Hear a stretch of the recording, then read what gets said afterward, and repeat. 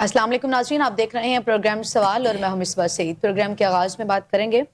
वज़ीर दाखिला सिंध का कहना है कि कच्चे के इलाके में आज से बड़े पैमाने पर ऑपरेशन जो है वो शुरू किया गया है। जो डाकू अपने आप को चैंपियन समझते हैं उनके खिलाफ सख्त कार्रवाई होगी, लेकिन हथियार डालने वालों को जो है वो मौका दिया जाएगा। उनका कहना था कि ऑपरेशन में फिलहाल फौज की जरूरत नहीं है। सिंध पुलिस के साथ रेंजर्स भी ऑपरेशन में जो है वो हिस्सा लेगी। ऑपरेशन में पंजाब पुलिस की भी जरूरत पड़ेगी। डाकुओं को निस्तो नाबूद करेंगे। इसके साथ साथ हम बात करेंगे, चूंकि वजीर आजम के हवाले से क्या सरैयाँ की जा रही थी कि शहबाज शरीफ जो है वो सोना है, मगर सोने नहीं, अब हीरे की जरूरत आन पड़ी है। और अब की इतलात ये हैं कि कोई वंडर बॉय जो है वो नहीं आ रहा। वजीर आजम और फील्ड मार्शल के जो ताल्लुकात हैं वो परफेक्ट हैं। इसके साथ साथ हम बात करेंगे पेशावर में शहीद बेनज़ीर भुट्टो विमेन यूनिवर्सिटी के कॉन्वोकेशन से खिताब करते हुए वजीर आला के पी सुहेल अफरीदी ने कहा कि वाइस चांसलर साहिबा ने जो है वो अंग्रेजी में तकरीर की, जो कि मुझे अच्छा नहीं लगा। हमारी चूंकि कौमी जुबान उर्दू है और अगली बार इंग्लिश में अगर तकरीर हुई तो मुझे गुस्सा आएगा। और प्रोग्राम के आखिरी हिस्से में हम डिबेट करेंगे। ज़राए का कहना है कि हुकूमत और तहरीक इंसाफ के दरमियान मुज़ाकरात के मामले पर जो है वो वजीर आजम शहबाज शरीफ ने स्पीकर अयाज सादिक को ग्रीन सिग्नल दे दिया है। ये तमाम तर मौज़ूआत हमारी आज की डिबेट का हिस्सा होंगे और इन पे गुफ्तगू करने के लिए मेरे साथ स्टूडियो में मौजूद हैं एहसन ज़िया साहब, सीनियर एनालिस्ट हैं, कौमी और बैनुल-अक़वामी अमूर पर गहरी नज़र रखते हैं। फर्स्ट ऑफ ऑल अस्सलाम वालेकुम एहसन ज़िया साहब। सबसे पहले तो हम बात करेंगे, वज़ीर दाखिला सिंध ने कहा है कि कच्चे के इलाके में आज से जो ऑपरेशन है वो उसकी तैयारियाँ मुकम्मल कर ली गई हैं। आज से ऑपरेशन भी शुरू हो जाएगा और उन्होंने कहा है कि जो डाकू अपने आप को चैंपियन समझते हैं उनके खिलाफ तो कार्रवाई होगी, लेकिन जो हथियार डाल देंगे उनके हवाले से उन्होंने कहा कि नरमी बरती जाएगी। क्या कहेंगे? देखिए, ये सिर्फ एक रेटोरिक है और मिसबा आपको पता है कि कच्चे के हवाले से पिछले तकरीबन 1-2.5 से तो दर्जन ऑपरेशन हो चुके हैं। और जब कोई ऑपरेशन शुरू किया जाता है तो इसी तरह की बातें की जाती हैं और ये बताया जाता है कि जनाब जैसे ही ऑपरेशन शुरू होगा तो कामयाबियां जो है इसके कदम चूमेंगी और डाकू जो है उनका कला कमा कर दिया जाएगा। सही। लेकिन सूरत हाल जो है वो सबके सामने है कि आज तक तमाम ऑपरेशंस के बावजूद जो आज तक हुए हैं डाकू वहां मौजूद है और वो उसी तरह इस वक्त शहरियों को और जो इलाका मकीन है वहां के उनको वो लूटते भी हैं, उनके साथ अगवा बराए तवान की वारदातें भी होती हैं, कत्ल भी होती हैं और ये सारी चीजें चल रही होती हैं। और पिछले दिनों उन्होंने, आपको पता है कि सिंध के अंदर उन्होंने बाकायदा गाड़ियां जो थी वो भी अगवा कर ली थी वहां से और फिर बाद में ये कहा जा रहा था कि जनाब ऑपरेशन करके उनसे वो जो है सारी चीजें वापस ली गई और खास तौर पर यरमालियों को रहा कराया गया। तो अब सवाल यहाँ ये पैदा होता है कि एक तो पहले आपको ये समझना पड़ेगा कि ये जो कच्चे का इलाका है ये कोई छोटा सा कोई इलाका नहीं है, कोई चंद किलोमीटर, कोई 10-15 किलोमीटर का, ये तकरीबन 500-600 किलोमीटर का इलाका है। बहुत वसी तर इलाका है जिसके अंदर आपका सूबा पंजाब जो है उसका भी इलाका मौजूद है और सिंध का भी इलाका मौजूद है। और फिर ये है कि इसके अंदर आपको पता है कि वो दरियाओं की एक सरजमीन है और वहां पर कच्चे का इलाका, उसके दरमियान में जजीरा नुमा जो बनी हुई है जगह। और फिर यहाँ सबसे बड़ा मसला ये है कि यहाँ के जो डाकू हैं इनको जो लोकल्स, वहाँ के जो लॉर्ड्स हैं, आप ये समझ लें जो नवाब हैं, वहाँ के जो जागीरदार हैं, वो सारे के सारे वो सिंध के बडेरे हों या पंजाब के जागीरदार हों, ये इनकी पुश्त पनाही के ऊपर है। और फिर ये है कि जो पॉलिटिशियंस हैं या इवन बड़े अफसरान भी इनके किसी न किसी के पुश्त पर खड़े होते हैं और जब कभी ऐसा ऑपरेशन किया जाता है उससे पहले उन्हें निकाल लिया जाता है। अच्छा, अब ये ज़ियाउल हसन साहब बातें तो बड़ी कर रहे हैं, जरा अब ये बताएं ना कि कुछ अर्सा कबल इन्होंने जो डाकू जो थे, मेरा ख्याल है जो सिंध गवर्नमेंट ने इनके अपने डाकू थे जिनकी सरपरस्ती इनके अपने वडेरे कर रहे थे, उनको तो आपको पता है कि वो रेड कारपेट देकर और उनको बाकायदा उनसे जब हथियार डलवाए गए उस वक्त यहाँ ये देखा जा रहा था कि पंजाब गवर्नमेंट जो थी उधर को ऑपरेशन कर रही थी। तो उससे पहले टेक्निकली तौर पर उन तमाम लोगों को जो लोग थे जिनके ऊपर ये एक्शन हो सकता था उनको रेड कारपेट देकर हथियार सरेंडर करने की बुनियाद के ऊपर बाकायदा तौर पर उस ऑपरेशन से बचा लिया गया। ठीक है। और फिर उनको ये कहा गया इनको नौकरियां भी दी जाएंगी, यानी वो लोगों को लूट रहे हैं, वो पूरी बर्बादी वहां फेर रहे हैं, गाड़ियां जो है वो अगवा कर रहे हैं, वहां मुसाफिरों को अगवा कर रहे हैं और उसके नतीजे में हम ये देखते हैं कि उनको रेड कारपेट भी मिल रहा है। इसका क्या मतलब हुआ कि उनकी गवर्नमेंट के अंदर जो वडेरे हैं उन्होंने उनको पहले ही प्रोटेक्ट करके वहां से निकाल लिया। अब ये है कि एक ऑपरेशन, जारी बात है कि इस तरह के वाकयात हो रहे हैं, उसका एक प्रेशर भी वहां पर बिल्डअप होता है इंतजामिया के ऊपर لیکن پھر ہوتا کیا ہے, جیسے آپ کو پتا ہے کہ زیادہ عرصہ نہیں ہوا, یہاں پنجاب گورنمنٹ نے شروع کیا تھا, آئی جی جو ہے موجودہ اس وقت ہے ڈاکٹر عثمان انور صاحب, یہ میرا خیال ہے کہ 1.5-2 سال پہلے کی بات ہے کہ جب انہوں نے کہا تھا کہ ہم یہاں آپریشن شروع کر رہے ہیں, اور پھر یہ ہے کہ بڑی قوم کو نوید سنائی تھی کہ جناب یہ آپریشن اس وقت بڑا کامیاب جو ہے ہو جائے گا, اور پھر ہم ان کو کلا کما کر دیں گے, انہیں چھوڑیں گے نہیں, ان کا کچھ نہیں بچے گا اور سارے ختم کر دیں. لیکن ہم نے دیکھا کہ وہ بعد میں جب وہاں آپریشن کیا گیا تو بعد میں تو پولیس کے اپنے لوگ کڈنیپ ہو گئے, پولیس کی اپنی ہی چوکیوں پر راکٹ حملے ہوئے. اور میں نے اس وقت بھی ان سے یہ بات کی تھی, ڈاکٹر عثمان انور سے میری ایک ملاقات, میں نے ان کا جی آپ کیسے کریں گے, کیونکہ وہ ڈاکو جو ہیں ان کے پاس تو اینٹی ایئر کرافٹ گنز تک موجود ہیں, اور آپ کی پولیس جو ہے اس کے پاس تو وہ اسلحہ ہی موجود نہیں ہے جو کہ وہ آپریشن وہاں کریں اور وہ ان سے محفوظ رہیں. تو انہوں نے کہا نہیں ایسی کوئی بات نہیں ہے, ہمیں اے پی سیز مل رہی ہیں, وہ جو خاص طور پر بختر بند گاڑیاں ہیں وہ ہم نے فوج سے لی ہیں, 3-4 گاڑیوں کا ذکر کیا. لیکن اب گاڑیوں میں بھی آپ محفوظ تو اس طرح ہے نا کہ آپ کے پاس بھی فائر پاور اس طرح کی. خیر اب دعویٰ کیا جا رہا ہے کہ جی وہ فائر پاور جو ہے اس وقت جو اگر راکٹ لانچر وہاں سے آتے ہیں تو ادھر بھی جواب دینے کے لیے ہیں, ڈرونز آپ یوز کر رہے ہیں.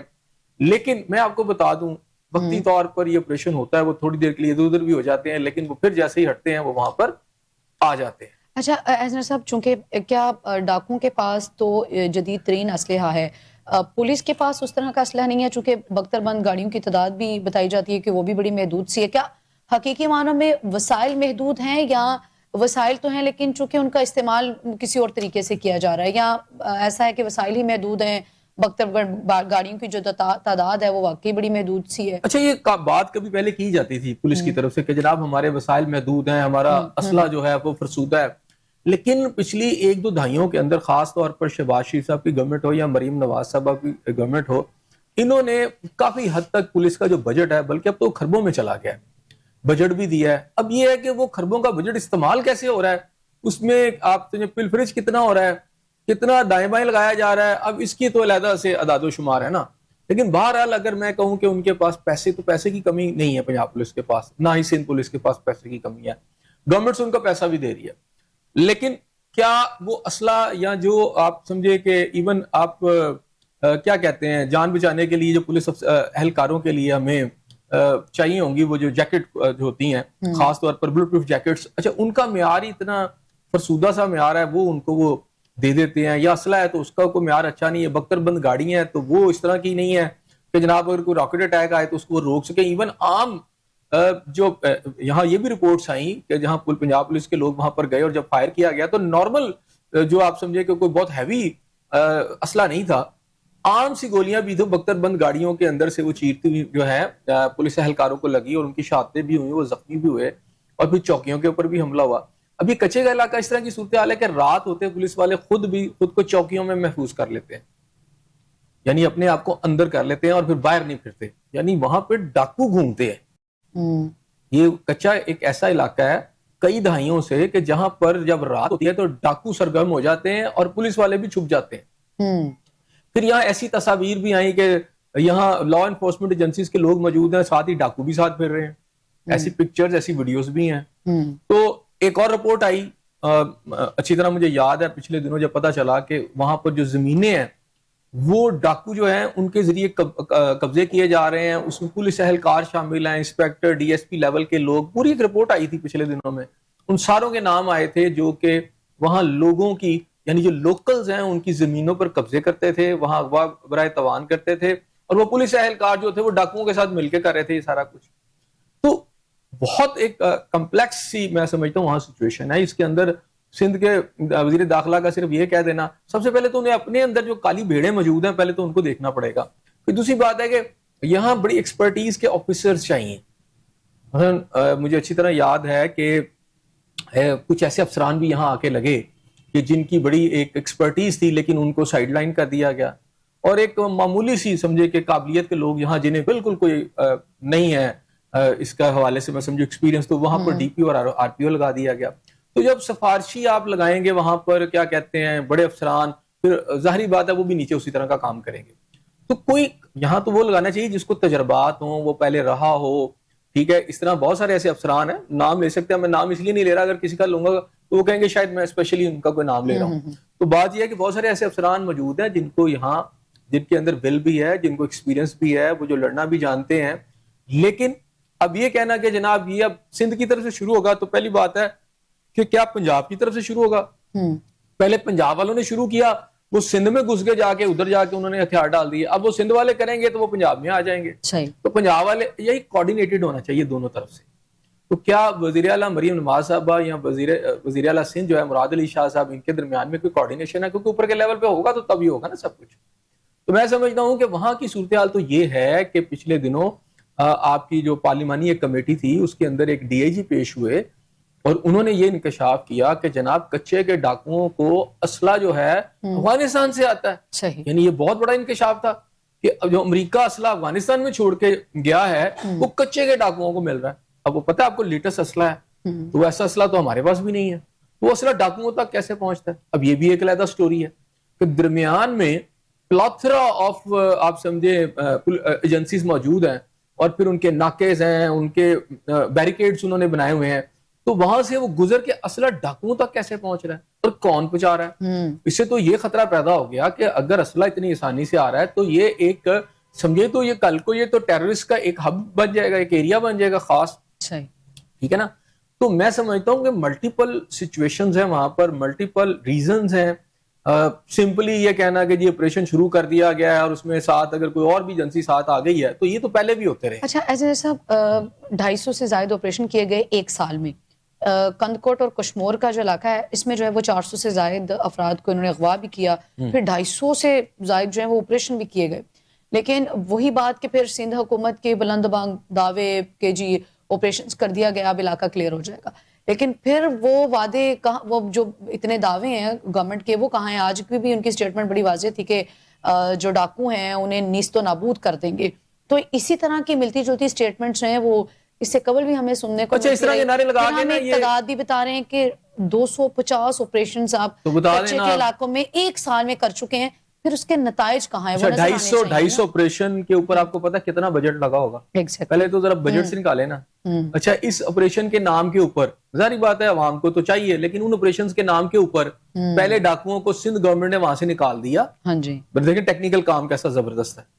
اور جتنے بھی ڈاکو تھے جو وہاں مطلوب تھے ان کو ریڈ کارپٹ دیا گیا، ان کو عام معافی کا اعلان کر دیا گیا، یعنی انہیں عام معافی دے دی ہے اور ان کو سوسائٹی میں شامل کر دیا گیا کہ جی انہوں نے ہتھیار پھینک دیے ہیں، یہ سوسائٹی میں شامل ہے، ان سے کوئی پوچھ گچھ نہیں ہے، ان کے آگے بچوں کو ان کو جو ہے نا ہم تعلیم بھی دیں گے. اور اس طرح کی باتیں کر کر آپ نے ایک بہت بڑی گیم کی اور وہی سارے ڈاکو جو وہ تو بچ کے ادھر نکل گئے، جو سندھ والے تھے وہ تو نکل گئے سارے. اچھا جی اب آپ نے آپریشن کرنا ہے، کچھ علاقے وہ خالی کرا لیں گے. اب دیکھنا یہ بھی نا کہ سندھ کا کتنا علاقہ کچے کا ہے، وہ اتنا زیادہ نہیں ہے، پنجاب کا بھی بہت زیادہ علاقہ جو ہے سمجھے کہ یہاں پر موجود ہے. تو اب پھر وہی بات آ جاتی ہے کہ دونوں صوبے ہیں، اب دو صوبوں کے اندر کتنی کوارڈینیٹڈ ایفرٹس ہو رہی ہیں.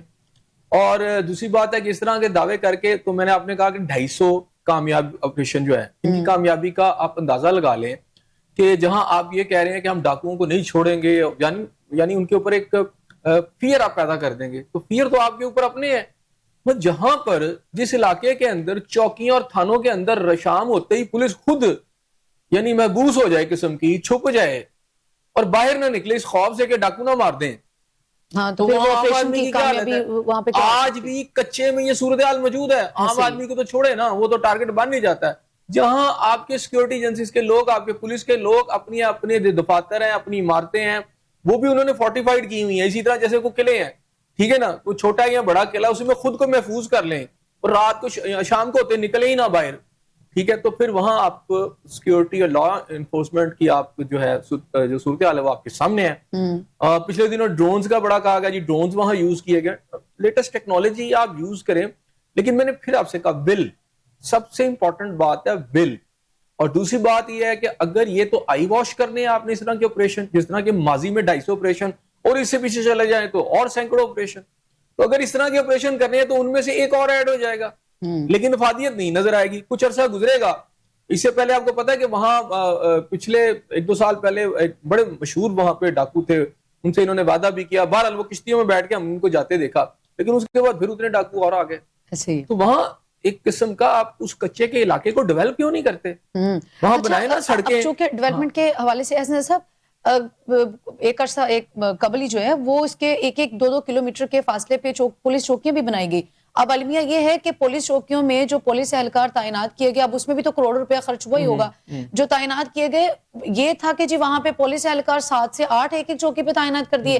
اب وہ جو ڈاکو حملہ کرتے تھے وہ 20-25 کی تعداد میں کرتے تھے، تب بھی تو آپ کی ایک اسٹریٹجی ہونی چاہیے نا. میں نے کہا یہ کچے کا علاقہ ہے، کیا آپ کی گورنمنٹ نے اس کو کیا سوچا کبھی بیٹھ کے کہ ہم اس پورے علاقے کو ڈیولپ کر دیں، یہاں روڈز نیٹ ورک ہو، ٹھیک ہے، یہاں اسکول ہو، یہاں یونیورسٹیز ہوں، تاکہ یہ علاقہ اتنا ڈیولپ ہو جائے کہ وہاں ڈاکوؤں کی رہنے کی جگہ ہی نہ رہے. وہ تو آپ نے کبھی کیا ہی نہیں. بلکہ میرا خیال ہے کہ وڈیرے جو اپنے سیاسی مخالفین کو ختم کرتے ہیں یا ان کا یہ سارا نیٹ ورک یہ جو ڈاکو چلا رہے ہوتے ہیں اس کے ساتھ وہ سرپرستی کرتے ہیں سندھ کے اندر، وہ گورنمنٹ کے اندر ہوتے ہیں، ان کو ان آپریشنز کا بھی پہلے پتہ چل جاتا ہے کہ کیا پلان ہو رہا ہے اور کہاں پر یہ آپریشن ہونا ہے. میرا خیال ہے کہ یہ سمپلی کہ جی ہم ختم کر دیں گے، اچھا یہ نعرے دعوے ہیں، آپ چند ماہ کے بعد دیکھیں گے پھر کوئی بڑی واردات ہوگی. ایسا صاحب چونکہ یہ جو کچے کا علاقہ ہے یہ ڈاکوؤں کا بڑی محفوظ ترین پناہ گاہ ہے، اور کوئی دن ایسا نہیں گزرا تھا جب وہاں پہ چوری، اغوا، تشدد یا اس طرح کے حادثہ جو ہے وہ نہیں رونما ہوتی. کیا سمجھے پھر اگر آپ نے بھی کہہ دیا کہ وسائل بھی ہیں، سارا کچھ ہے، کیا وہاں پہ ریاست کے رٹ کمزور ہے؟ رٹ ہے ہی نہیں. کمزور کیا مطلب؟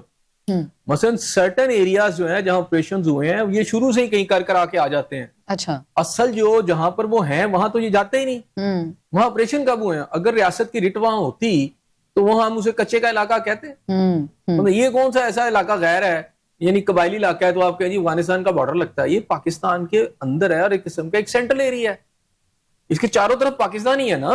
یہ تو نہیں کہ سرحد کے دوسری طرف چلے جائیں گے تو افغانستان شروع ہو جائے گا. تو یہ پاکستان کا یہ ایریا ہے نا، اور پاکستان کا مین ایریا ہے. درائے سندھ کا ایک قسم کا ڈیلٹا کا یہ سارا ایریا ہے، اور سارے جو کچے کے ایریا جو ہے یہ تقریباً اسی میں سے گزر کے تو آپ کے باقی دریا بھی جاتے ہیں. تو اب یہ جو کچے کا ایریا ہے دریائی علاقہ ہے بیسیکلی، تو یہاں پر اگر آپ ڈیولپمنٹ کر سکتے تھے وقت کے ساتھ، آپ نے تو کبھی کچھ نہیں کیا.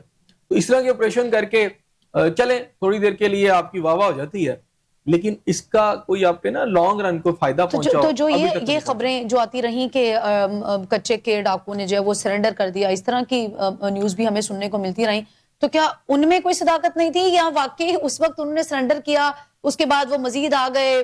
کوئی ایسی کوئی پالیسی نہیں تھی؟ ان کو پتہ ہی نہیں ہوتا، ان کو پتہ ہی نہیں ہوتا کب ہیں وہ، کہاں پہ ہیں. ابھی جو سرنڈر کیا ہے جنہوں نے وہ کچھ لوگ جو ہیں، تو یہ کیا خیال ہے کہ سندھ گورنمنٹ پہ ان کا اتنا اعتماد ہو گیا حدی طور پر ان کو وہاں سے بیل آؤٹ کیا گیا، ان کو ریسکیو کیا ہے. سندھ گورنمنٹ نے کچے کے ڈاکوؤں کو ریسکیو کر کے ان کی جان بچائی ہے جب پنجاب کی طرف سے کوپریشن ہونے لگا تھا.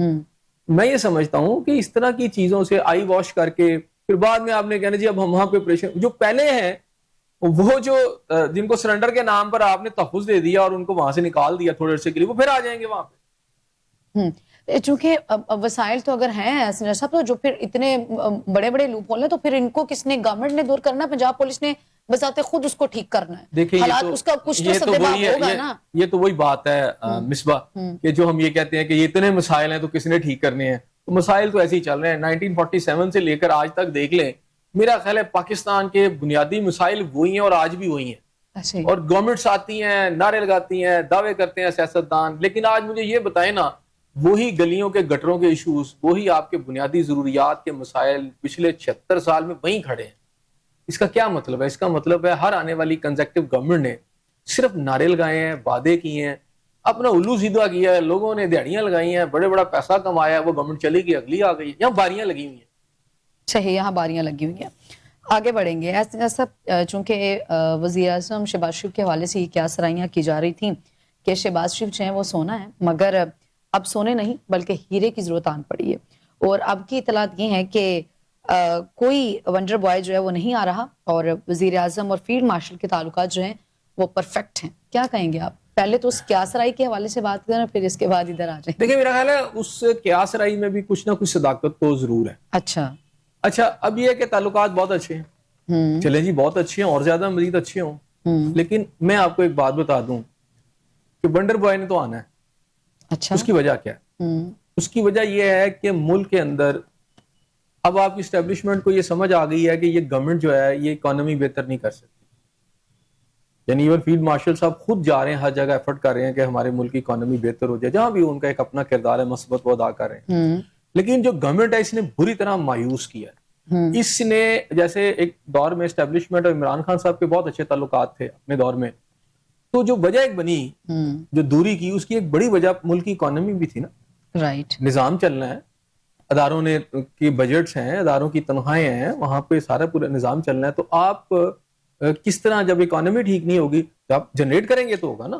تو جنریٹ آپ سے ہو نہیں رہا اور آپ قرضوں پہ چل رہے ہیں.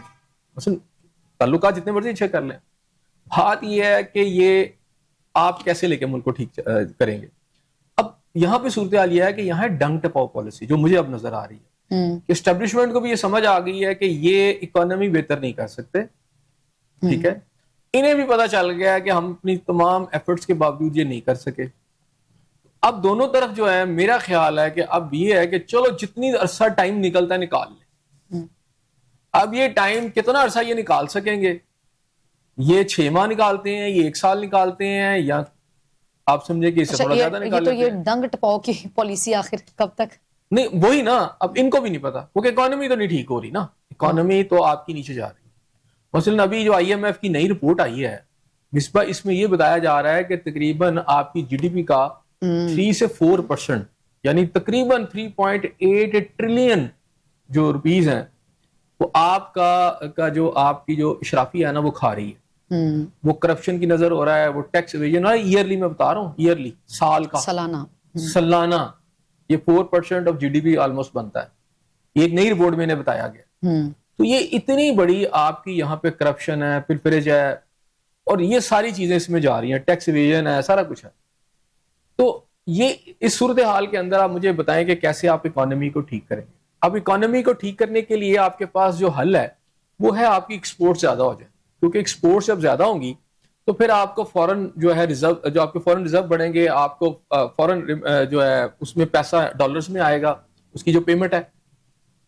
اچھا, اب آپ کی اس وقت ٹوٹل جو آپ کی ایکسپورٹ ہے وہ تقریباً $32 بلین ہے, 32-33 کہہ لیں آپ, اور اس میں آپ کا تقریباً 17 جو بلین ڈالر ہے وہ آپ کا یہ جو گارمنٹس کا سارا سلسلہ, کپڑے کا, اور یہ جو بھی آپ ایکسپورٹ کرتے ہیں, 17 جو بلین ڈالر ہے, اور ٹوٹل ہے 32 بلین ڈالر.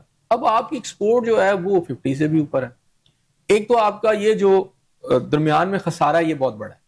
دوسری بات ہے, اگر آپ چھوٹی سی مثال بنگلہ دیش کی لے لیں تو بنگلہ دیش کے اندر اس وقت ان کی جو اوور آل ٹوٹل ایکسپورٹ ہے وہ $47 بلین ہے, 47 سے بھی زیادہ ہے, پلس ہے, آپ سمجھ لیں. اچھا, 47 پلس ہے بلین ڈالر ان کی ایکسپورٹ ہے صرف.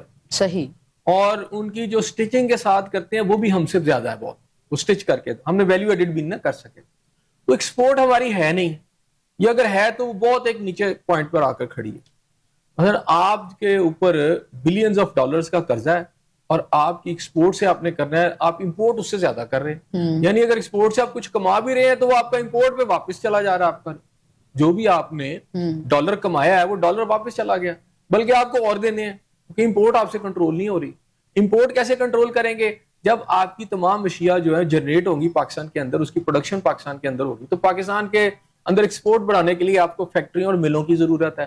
فیکٹریاں ملیں آپ کی بند ہو رہی ہیں تو ایکسپورٹ کہاں سے آپ بڑھائیں گے؟ پھر آپ کی ریمیٹنس ہے وہ اگر آتی ہے تو ابھی ریمیٹنس کی صورتحال یہ ہے کہ آپ تو پاکستانیوں کو باہر ہی نہیں جانے دے رہے, آپ تو ایئرپورٹوں سے واپس بھیج رہے ہیں, ٹھیک ہے نا. تو مجھے نہیں سمجھ آ رہی کہ ان کے پاس پالیسی کیا ہے. اچھا, بہرحال جو بھی ان کے پاس پالیسی ہے, اب یہ وجہ تنازع جو ہے وہ نظر آ رہا ہے کہ ظاہری بات ہے اسٹیبلشمنٹ نے, ان کا بھی کچھ ایجنڈیز ہیں انہوں نے ملک کو لے کے چلنا ہے, اور یہ اکانومی جو ہے اب 2 سال تو تقریباً ہو ہی چلے ہیں نا, تو باقی کیا رہ جائے گا اس گورنمنٹ کے پاس. 2 سال پچھلے بھی, آپ 16 ماہ کی گورنمنٹ پچھلی بھی لے لیں, تو آپ کی اکانومی جو ہے وہ چیخ کے اس وقت بتا رہی ہے کہ بھئی میں بیمار ہوں, مجھ سے نہیں چلا جا رہا. اکانومی آپ کی ویسے ہی تنزلی کا شکار ہے. ابھی آپ نے بھی کہا کہ ملز بھی آپ کی جو ہے وہ بند ہیں, تجارت آپ کی بڑھ کوئی نہیں رہی, سرمایہ کاری آپ کی نہیں ہو رہی, برآمدات آپ میں اضافہ کوئی نہیں ہو رہا. اتنے مشکل حالات ہیں, گورنمنٹ کیا کر رہی ہے؟ پھر اس کے بعد آپ نے کہا کہ اصل تنازعات کی وجہ بھی یہی ہے کہ آپ کی جو معیشت ہے وہ تنزلی کا شکار ہے. دیکھیں, گورنمنٹ نے ٹارگٹ کیا ہوا, ان کا جو مین ٹارگٹ ہے اس وقت میرا خیال ہے ایکسپورٹ بڑھانا نہیں ہے, باتیں ساری اپنی جگہ. انہوں نے PTI کو کارنر کیا ہوا, اپوزیشن کہ PTI تن کے رکھنا ہے جی, وہ انہوں نے تن کے رکھا ہوا ہے, یہ بات ٹھیک ہے. اب ان کی اس طرف توجہ ہوگی تو ہوگا نا.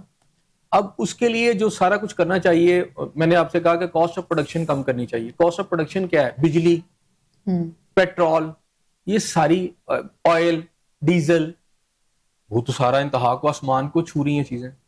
अब आपकी बिजली की अगर मैं बात करूं तो आपकी स्लैब सिस्टम से लेकर आपके पर यूनिट की जो इस वक्त रेट है, और फिर डिफरेंट आपकी वो जो क्या कहते हैं कि टाइमिंग के हवाले से, तो आप तो दोनों हाथों से, यानी आपके दोनों हाथ अवाम की जेब के ऊपर है। आपका जो टैक्स सिस्टम है वो आपकी टोटल जो भी चीज होती है उसके तकरीबन 50% भी क्रॉस कर गया। यानी जो कोई प्रोड्यूस करता है वो 100 रुपए की अगर चीज प्रोड्यूस कर रहा है तो उससे 60 रुपए तो ये गवर्नमेंट ले जाती है, अब पीछे 40 रुपए बचते हैं। तो इसीलिए आपका जो बिजनेसमैन है वो इधर से भाग रहा है, क्योंकि वो कहता है मेरे को मुनाफा नहीं। आपकी बहुत सारी जो फॉरेन कंपनियां थी जो पाकिस्तान आके इस वक्त कर रही थी वो तो निकल गई, कई बड़ी कंपनियां अपने ऑपरेशन बंद करके जा चुकी हैं, बाकी भी जाने की तैयारी में। तो उसकी वजह यह है कि आप किसी को माफी नहीं दे रहे। कारोबार तो इस तरह नहीं चलते। और अगर आपने टैक्सेस की बात करनी है तो करप्शन करने वाली आप जिससे आप काम ले रहे हैं, जो गवर्नमेंट मशीनरी है, वो सबसे बड़ी करप्ट आपकी है। इस मुल्क में सबसे बड़ा मसला ही करप्शन है, क्योंकि वो सिस्टम को सीधा ही नहीं होने दे रहे।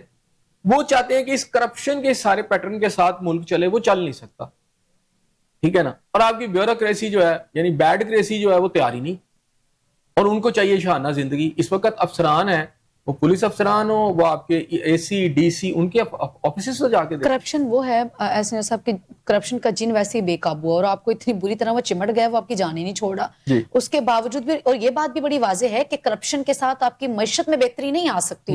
ये बात हुकूमत को नहीं समझ आ रही कि करप्शन के साथ, अभी IMF ने भी हमें याद करवा दिया कि जी 5300 अरब की करप्शन है आपकी, फिर हमें होश आई, अच्छा इतनी करप्शन हो गई है, हमें तो मालूम ही नहीं था। IMF का शुक्रिया, उसने हमें बता दिया जी ये लूप होल है। इतनी करप्शन के साथ हम मैशत कैसे बेहतर कर सकते हैं? पता है, सारा कुछ इनको पता है। ये समझ रहे थे कि लोगों की आंखों में धूल झोंक लेंगे, लेकिन अब सूरत हाल ये है कि इस वक्त जितना मीडिया है और चीजें इस वक्त तश्ते अज़बाम हो रही हैं तेजी से, ये इनके कंट्रोल में नहीं है। अच्छा चलें, ये कर भी लें, सारा पाकिस्तान खामोश हो जाए, मीडिया का गला दबा दें, आप किसी को ना बोलने दें, जो बोले उसके ऊपर दहशतगर्दी की FIR दे, जैसा कि हो रहा है सहाफियों के ऊपर भी, आप कर लें। लेकिन मुझे बताएं कि IMF के लिए आप क्या करें? ये तो बातें IMF आपको बता रहा है, 5300 रुपए की आपकी करप्शन है। वो ये बता रहा है कि आप सालाना जो है GDP का 4% जो है वो आप इस तरह, आपकी जो बाबू आपके खा जाते हैं, करप्शन की नजर हो जाता है, वो करप्शन की नजर हो जाता है। फिर आपके जो स्टैटिक्स हैं वो बता रहे हैं, आपके अपने अब वक्त कौमी इदारे बता रहे हैं कि आपके यहाँ पर इन्फ्लेशन की शरह क्या है। वो बता रहे हैं कि जनाब कितनी बेरोजगारी है, और 70% से ज्यादा आबादी आपकी खते गुर्बत से नीचे जा चुकी है। तो ये सारी चीजें जो हैं, क्या इन्हें नहीं पता? इन्हें पता है सब कुछ, लेकिन मसला क्या है, इन्हें ये पता है। फिर मैंने आपसे कहा डंक टपाओ पॉलिसी कि जी हम तो अपनी गवर्नमेंट कर लेंगे, क्योंकि हमने तो कर्जा मंजूर करा है, हमने तो ये 5 साल निकालने हैं, उस 5 साल के लिए हमें $7 बिलियन जो है वो IMF ने कर्जा दे देना है। हम हर साल $1 बिलियन लेते जाएंगे, जब जाएंगे फिर भी हमारे पास पैसे होंगे, वो भी हम खाएंगे।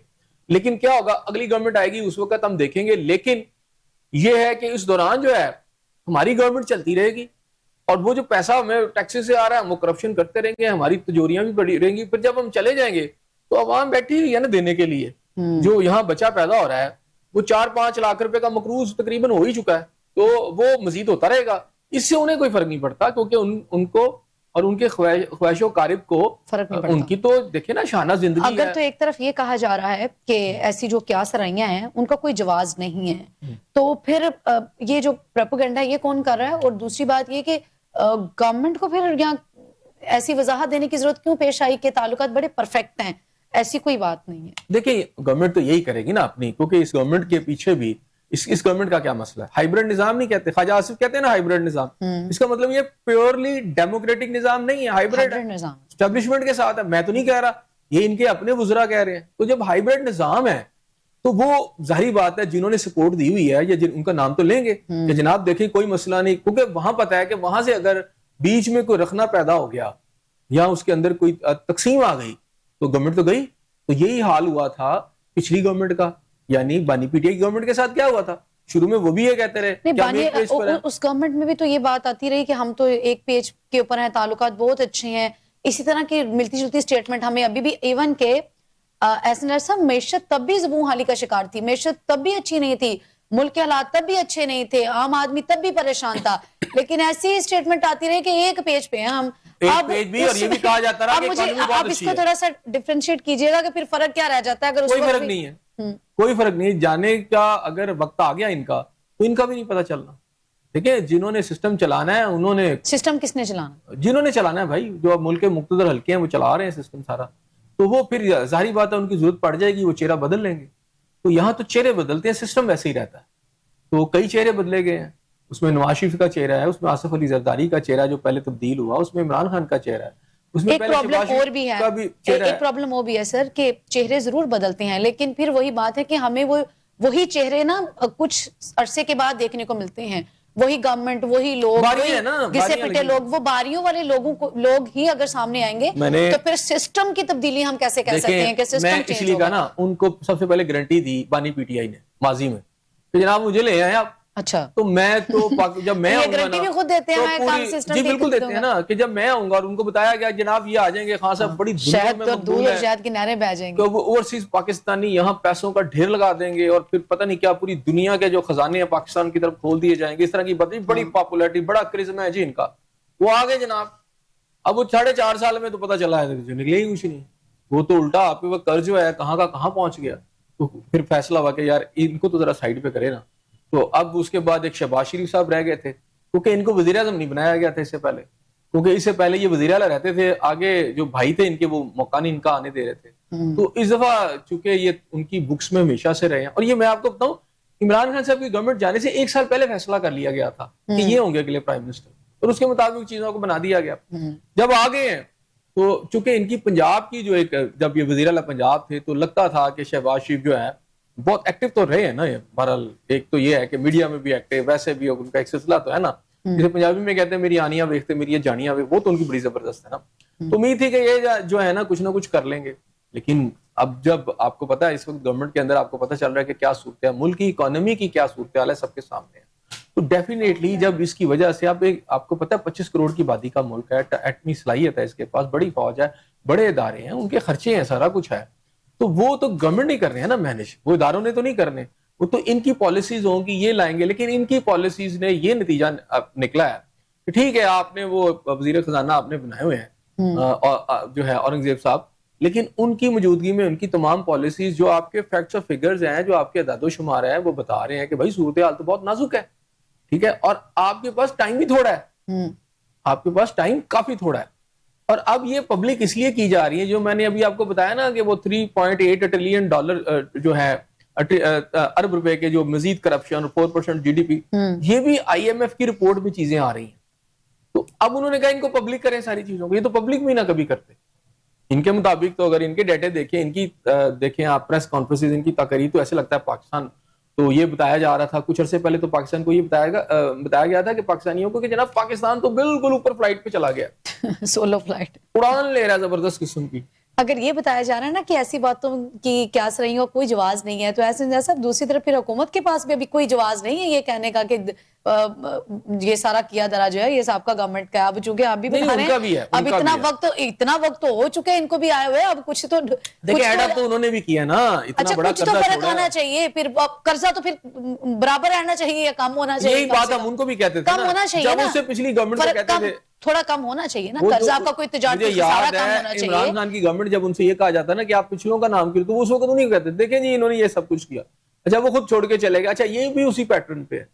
بات یہ ہے کہ جب تک آپ اس ملک میں کرپشن ختم نہیں کریں گے جو اوپر کے لیول پر موجود ہے, جس طرح لوٹ مار کی جا رہی ہے, ٹھیک ہے نا, اور جس طرح آپ کی جو صورتحال ہے, یعنی جو آپ دیکھیں نا چینی جو ہے دنیا بھر میں اس وقت جتنے سینٹ کی پڑ رہی ہے, تو وہ تقریباً اگر آپ لگائیں نا کلو کے حساب سے تو 125 روپے کلو, جو اس وقت ایکسپرٹس بتاتے ہیں کہ چینی پر kg جو ہے 125 روپے ہونی چاہیے, لیکن یہاں پر وہ 200 تک مل رہی ہے, 200 سے بھی زائد چلی گئی ہے.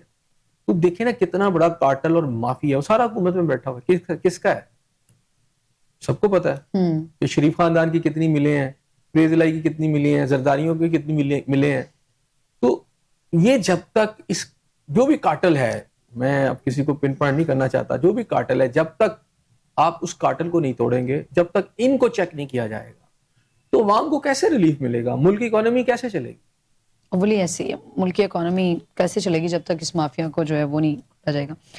پشاور میں شہید بے نظیر بھٹو ویمنز یونیورسٹی کے کانوکیشن سے خطاب کرتے ہوئے وزیر اعلیٰ کے پی کے سہیل افریدی نے کہا ہے کہ وائس چانسلر صاحبہ نے چونکہ انگریزی زبان میں تقریر کی ہے جو کہ سہیل افریدی صاحب کو بالکل بھی اچھی نہیں لگی. انہوں نے کہا ہے کہ اگلی بار جب میں آؤں تو اردو میں ہی اسپیچ ہونی چاہیے. کیسے دیکھ رہے ہیں آپ؟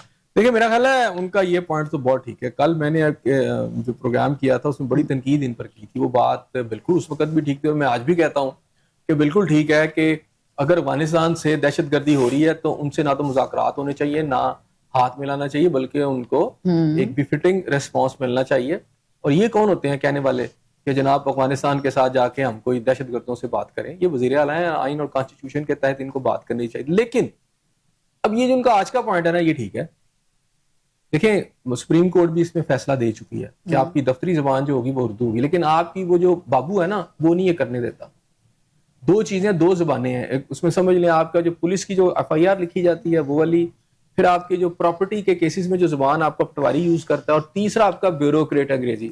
انہوں نے بالکل الوف کر دیا ہے پورے سسٹم کو, عام آدمی کی سمجھ سے باہر کیا. کیونکہ جب ادھر کریں گے تو سارا کچھ کریں گے نا. اگر یہ سارے ان کے فیصلے تمام چیزیں اردو میں آ جائیں گی تو عام آدمی کو سمجھ آ جائے گی. تو اس لیے جب کہ اردو زبان آپ کی ہے تو یہ نہیں کرتے. کیوں نہیں کرتے؟ مطلب جاپان کا لیڈرشپ آئے گی کسی دنیا میں تو جاپانی میں بات کرتے ہیں. چائنیز آتے ہیں, چائنیز اگر پریزیڈنٹ آئیں گے تو وہ چینی میں بات کریں گے. فرانس والے آتے ہیں تو فرانسیسی زبان میں بات کرتے ہیں. لیکن ہمیں پتہ نہیں کیا مسئلہ ہے کہ ہم جو ہے اردو میں کرتے ہوئے شرم کھاتے ہیں. دنیا کی کسی قوم نے بھی دوسرے کی زبان میں ترقی نہیں کی. آج بھی سب سے بڑی مثال یہ ہے کہ جاپان میں انگریزی تو نہیں بولی جاتی نا, وہ تو ایک روٹین میں کچھ بولیں, لیکن آفیشیل زبان ان کی انگریزی تو نہیں ہے. لیکن جاپان جو ہے دنیا کا ایک ترقی یافتہ ملک ہے, انہوں نے ساری جاپانی میں ہی ترقی کی ہے. چین دنیا کی گروئنگ سپر پاور اور گروئنگ اکانومی کر لو تو وہ چائنیز زبان میں سارا کچھ. ان کو جو آج جو جہاز جس نے دنیا کو حیران کر دیا ہے, ان کی سیٹلائٹ ٹیکنالوجی, ان کی ڈیفنس کی ٹیکنالوجی, ان کی ایئر ٹیکنالوجی, ان کی آئی ٹی کی ٹیکنالوجی, ان کی آپ سمجھیں انفراسٹرکچر کی ساری ٹیکنالوجی ساری چینی زبان میں بھائی, اور وہ کر رہے ہیں. ٹھیک ہے, تو ان کو تو کوئی فرق نہیں پڑ رہا. آپ فرانس میں چلے جائیں, آپ جرمنی میں چلے جائیں, آپ نیم اٹ کے جہاں جن ملکوں نے ترقی کیا, ترقی یافتہ ممالک ہے, یورپ کے ممالک لے لیں یا دوسرے ساتھ, سب کے سب اپنی زبانوں میں ترقی کر رہے ہیں. ہم یہاں انگریزی کی جان ہی نہیں چھوڑ رہے, نہ انگریزی ہماری جان چھوڑ رہی ہے. ضرور آپ کریں, میں نے یہ نہیں کہا اسے ایک لینگویج کے طور پہ لیں. وہاں پہ جو ترقی ہو رہی ہے برطانیہ میں ہو رہی ہے, انگلینڈ میں ہو رہی ہے, یا آپ سمجھیں کہ امریکہ کے اندر ترقی ہو رہی ہے, اس کو جانچنے کے لیے وہاں کیا ہو رہا ہے آپ اردو میں اس کو ٹرانسلیٹ کر لیں. آپ کے یہاں ایک ادارے ہونے چاہیے کہ آپ کے وہ اسٹوڈنٹس کو وہ اس میں پڑھائیں. اچھا المیہ یہ ہے سنجا صاحب کہ جو کہ آپ ادارے اور اسٹوڈنٹس کی بات کر رہے ہیں, تو ہمارے تعلیمی اداروں میں ہی تو ہم اپنے طالب علم کو جو ہے وہ کوئی 7 قسم کے تو زبان ہم پڑھا رہے ہیں. اردو سبجیکٹ کے طور پہ ہمارا بچہ پڑھتا ہے, انگریزی ہمارا بچہ پڑھتا ہے, فارسی ہمارا بچہ پڑھتا ہے, عربی ہمارا بچہ پڑھتا ہے. تو جب ہم اتنی مکسچر پورا ایک وہ اچار بنا کے اس کو کروا رہے ہیں, تو پھر اس میں اردو زبان اور پھر اس میں انگریزی زبان, اس میں فارسی, وہ کسی ایک زبان کے اوپر بھی اس کو عبور حاصل نہیں ہوتا. یہ بات وہ تو بڑی دور کی بات رہ گئی, انگریزی اور فارسی, اور اس کو تو پھر اپنی زبان بھی نہیں آتی. پاکستان کی جو اردو اچھی بچوں کو نہیں آتی. انڈیا پاکستان کی جو بیوروکریسی تھی یہ انگریز نے تیار کی, ٹھیک ہے. اور یہ انڈین جو تھی, جو بھی سول سروس تھی, جب وہ یہاں پر آئی تو آپ نے اس کو سپیریئر سروس کہہ دیا. یعنی یہاں پہ لوگوں نے اس کا سپیریئر کا لفظ لگا دیا نا کہ ہم کو سپیریئر ہے, حالانکہ وہ سول سروس تھی. پہلے تو اس کا نام پہلے سمجھ لیں, انگریزی میں انہوں نے سپیریئر کر دیا.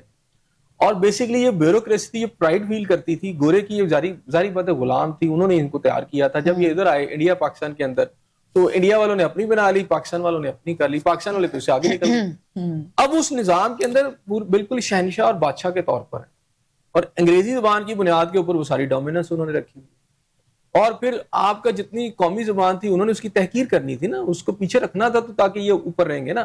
اب ان کی اولادیں ساری باہر جا کے پڑھ رہی ہیں کیونکہ وہ آگے پھر ڈومیننس کرتے ہیں. پاکستان ترقی نہیں کر رہا, یہ ترقی کر رہے ہیں. پاکستان کا کوئی شعبہ ترقی نہیں کر رہا, ان کی اولادیں ترقی کر رہے ہیں. ان کے جو مال و متاع ہے یہ وہ بڑھ رہے ہیں.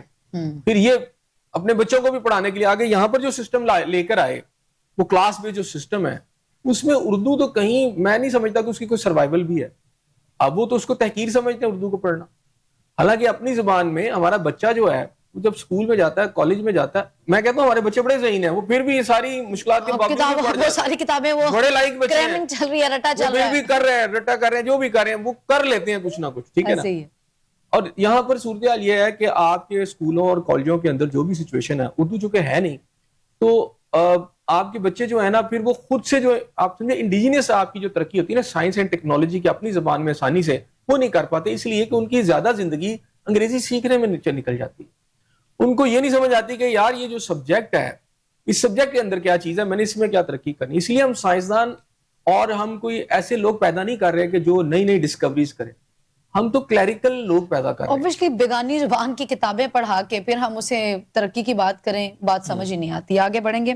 ذرائع کا کہنا ہے کہ حکومت اور تحریک انصاف کے درمیان مذاکرات کے معاملے پہ جو ہے وہ وزیر اعظم شہباز شریف نے بھی اسپیکر ایاز صادق کو جو ہے وہ گرین سگنل دے دیا ہے. صاحب اس سے قبل بھی وزیر اعظم کی جانب سے اسی طرح کو کوئی گرین سگنل جو ہے وہ پی ٹی آئی کے ساتھ مذاکرات کے حوالے سے دیا گیا تھا. اب دوبارہ جو ہے وہ اسپیکر صاحب کو یہ ٹاسک دے دیا گیا یا گرین سگنل دے دیا گیا، کیا کہیں گے آپ اس حوالے سے؟ اچھا اس میں مصباح وہ یہ ہے کہ جو خبر ہے وہ یہ ہے کہ جی پرائم منسٹر صاحب نے کہہ دیا ہے کہ بالکل کریں آپ، اسپیکر صاحب کریں اس کو، آپ کو گرین سگنل ہے، لیکن آپ نے صرف پارلیمانی جو لوگ ہیں نا انہی کو لینا ہے، یعنی جو اسمبلیوں میں موجود ہیں ان کے ساتھ آپ نے پی ٹی آئی کے جتنے بھی لوگ ہیں یا اپوزیشن کی جماعتیں وہاں سے آپ نے کرنا ہے، باہر سے نہیں کرنا. ٹھیک ہے. اچھا ایک نیشنل ڈائیلاگ والا بھی ایک پلیٹ فارم بنا ہے، پتہ نہیں یہ لوگ کہاں سے اکٹھے ہو گئے ہیں، مجھے نہیں سمجھ آ رہی یہ کہاں سے آ گئے ایک دم، اور یہ آ کے آگے ایڈوائس کریں کہ جی اس طرح ہونا چاہیے اس طرح ہونا چاہیے. یہ خود ہی سے جنریٹ ہو گئے. اچھا گورنمنٹ کہہ رہی ہے پارلیمانی لوگوں سے کرنی ہے. اچھا یہ بھی کہہ رہے ہیں کہ اپوزیشن کی طرف سے، خیر انہوں نے آج ایک اچھی پروپوزل دیا کہ جناب یہ جو بھی ہوگا مذاکرات تو وہ جو بند ہیں لوگ ان سے مشورہ کیا جائے. ظاہر بات اپوزیشن کی طرف سے جب تک وہ لوگ نہیں آئیں گے تو جتنے مرضی پارلیمانی لوگوں سے آپ بات چیت کر لیں وہ نہیں ہوگی. لیکن محمود خان اچکزئی جو ہیں انہوں نے آج ان کو جو بھی آفر ہے ان کو میرا خیال ریجیکٹ کر دی ہے. اچھا. اور انہوں نے آج نا بالکل وہی لائن دوبارہ لے لی ہے جو کہ بانی پی ٹی آئی کی لائن ہے، اور اس میں انہوں نے یہی ڈیمانڈ کی ہے کہ جناب آپ نے فارم 47 والی بات نہیں کی ہے کہ اس گورنمنٹ کے ساتھ تو بات نہیں ہو سکتی. بات یہ ہے کہ اگر تو آپ نے یہاں پہ سے بات شروع کرنی ہے کہ فارم 47 والی پارلیمنٹ جو ہے وہ گھر بھیجتے ہیں، آپ عبوری حکومت بناتے ہیں اور آگے سے کوئی الیکشن کرواتے ہیں جس سے صحیح پارلیمنٹ بن جاتی ہے اور پارلیمنٹ کو آپ طاقت دیتے ہیں اور نظام جو ہے پارلیمنٹ کے مطابق چلتا ہے، کیونکہ ان کا ایک پوائنٹ آف ویو یہ ہے کہ اس خطے کے اندر جو بھی اس وقت بین الاقوامی قوتیں یا طاقتیں جو ہیں سازش کر رہی ہیں اس کے تحت اب بڑی جنگیں یہاں پر ہو سکتی ہیں یا جنگوں والا ایک ماحول بننے جا رہا ہے. تو ہمارے ملک کے اندر جو ہے وہ پارلیمنٹ ایک مضبوط پارلیمنٹ ہونی چاہیے.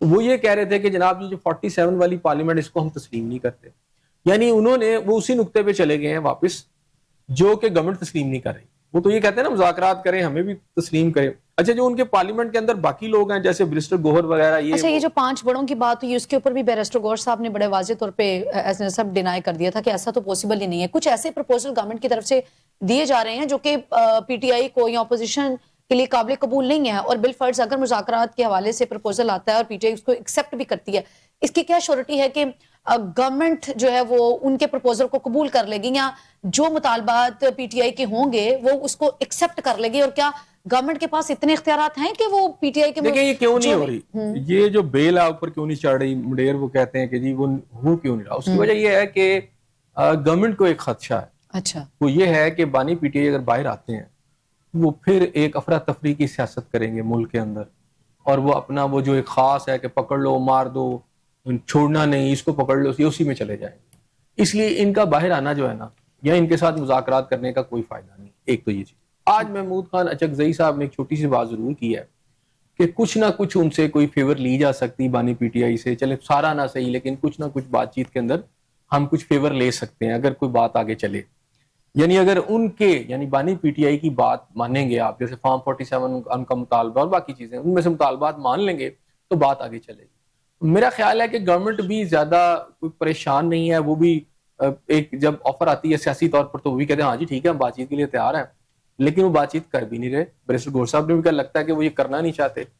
اب وہ کہتے ہیں پارلیمانی لوگوں کے ساتھ بات چیت کریں. پارلیمانی لوگوں کے ساتھ کیا بات ہوگی؟ پارلیمانی لوگوں کو کے ساتھ جب بات آپ کریں گے تو پھر تو آپ اسی پارلیمنٹ کو جب مان رہے ہیں نا، پارلیمانی لوگوں سے جو گورنمنٹ نے میسج دیا ہے وہ یہ کہتے ہیں کہ ہم اس پارلیمنٹ کو نہیں مانتے.